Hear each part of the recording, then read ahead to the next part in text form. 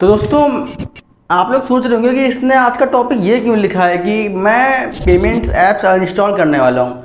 दोस्तों, आप भी करने वाले हो, यकीन करो इस वीडियो के बाद।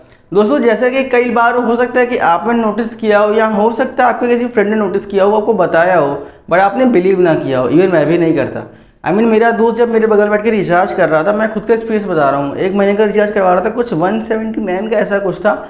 उसको पे करने पड़ रहे थे 180 रुपीज़, यस, 1 रुपये एक्स्ट्रा।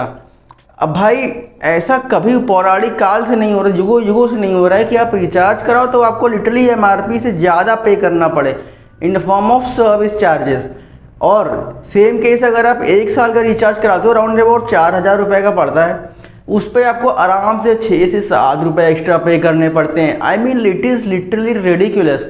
यार, ऐसा कब से होने लगा?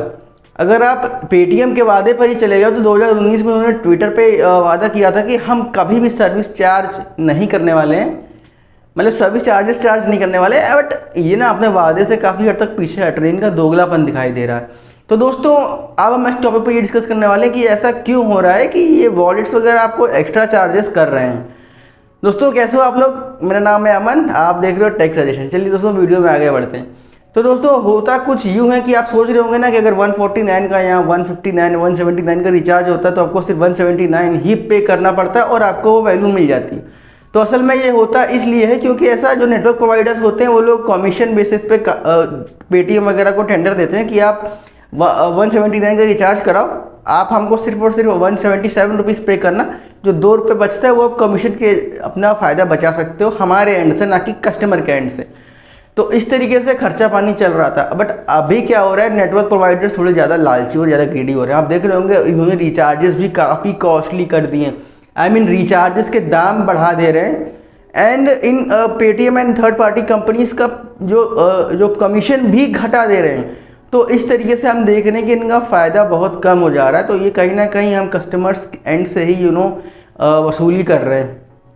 अब आप कहोगे कि यार इसमें तो इनकी भी गलती नहीं है, और अब आप कहोगे नेटवर्क प्रोवाइडर्स की गलती है। देखो, नेटवर्क प्रोवाइडर की गलती इसलिए नहीं है क्योंकि अगर आपको भी पता है कि हमारे यहाँ जो 4G की इंटरनेट आप सर्विस यूज़ कर रहे हो, लिटरली वो 3G या 3G से भी कम स्पीड आपको प्रोवाइड करती है। लेटेंसी काफ़ी हाई होती है अगर आप कंपेयर करते हो all across the world. USA से अगर आप कंपेयर करते हो तो इंडिया का 4G सिमिलर टू यूएस का 3G। तो ये चीज़ आपको देखने को मिलती है। तो ये लोग जो भी रेवेन्यू जनरेट करते हैं इन सब एंड से लोग कहते हैं कि हम जो है 4G के टावर्स और गाड़ रहे हैं, अपनी सर्विसेज को इम्प्रूव कर रहे हैं। At the end of the day हमें कुछ देखने को खास मिलता नहीं है फ्यूचर में ऐसा कुछ इम्प्रूवमेंट। बट ये लोग ना जो चार्ज वगैरह करते हैं इसका यही रीज़न रखते हैं। अब इसका सोल्यूशन क्या हो सकता है? यस, इसका सोल्यूशन है, जैसे कि आप देखते होंगे माई जियो का खुद का भी ऐप आता है, एयरटेल का खुद का ऐप आता है, वोडाफोन आइडिया VI का भी खुद का ऐप आता है। बात कर लो अगर आप ट्रांजैक्शन के लिए तो व्हाट्सएप भी आजकल UPI ट्रांजैक्शन प्रोवाइड कर रहा है।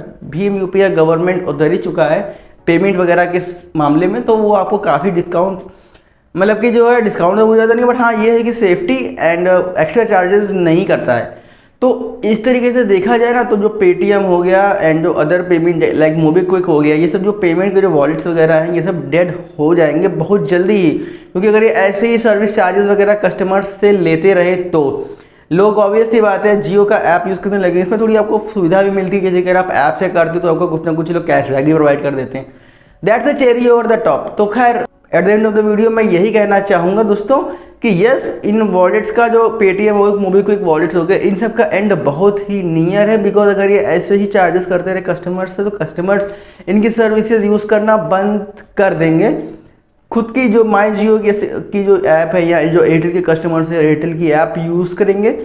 तो दोस्तों, आपका इस बारे में क्या कहना है आप कमेंट करके ज़रूर बताना। मेरा तो कहना है कि यस भाई, पेटीएम ATM ना जल्दी बंद होने वाला है। तो दोस्तों, बस आज के लिए इतना। उम्मीद करते हैं वीडियो आपको अच्छी लगी होगी। वीडियो आपको अच्छी लगी हो वीडियो को जल्दी से लाइक करें और सब्सक्राइब कर हमारे इस चैनल को, क्योंकि मैं कोशिश करता हूँ हमेशा कुछ ना कुछ टेक रिलेटेड अपडेट्स आपसे शेयर करते रहने की। तो अंत तक देखने के लिए बहुत बहुत आपका धन्यवाद। मिलते हैं नेक्स्ट वीडियो में। Till then goodbye and take care.